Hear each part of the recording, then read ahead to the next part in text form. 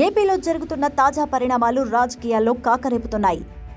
ఈ మధ్యనే ఓ ప్రముఖ ఛానల్లో జరిగిన ప్యానలిస్ట్ కృష్ణంరాజు చేసిన వ్యాఖ్యలు అడ్డుకోలేదు అనే కారణంతో యాంకర్ కొమ్మినేని శ్రీనివాసరావు అరెస్టు కలకలం రేపుతోంది. అయితే ఇలాంటిదే మరో ఘటన చోటు చేసుకుంది. అయితే ఈసారి అధికార టీడీపీకి మద్దతుగా ఉండే ఓ టీవీ ఛానల్లో జరిగింది ఈ సంఘటన.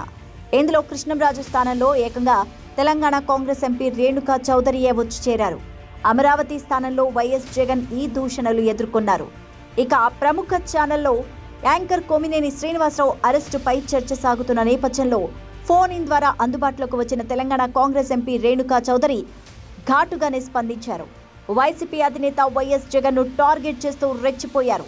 బూతులతో ఆయనపై రెచ్చిపోయారు. అమరావతిపై వ్యాఖ్యల వివాదంలో కనీసం ముందుకొచ్చి సాహసం చేయని వెధవా అంటూ జగన్ ని ఉద్దేశించి సూటిగా వ్యాఖ్యానించారు.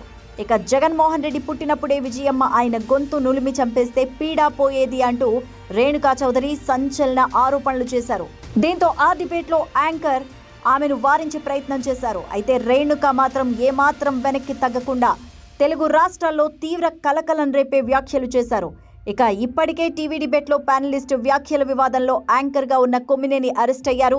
ఇక ఈ నేపథ్యంలో ఈ డిబేట్లో ఉన్న యాంకర్ రేణుకా చౌదరి వ్యాఖ్యల్ని అడ్డుకోవడం మంచిదైనట్టు తెలుస్తోంది.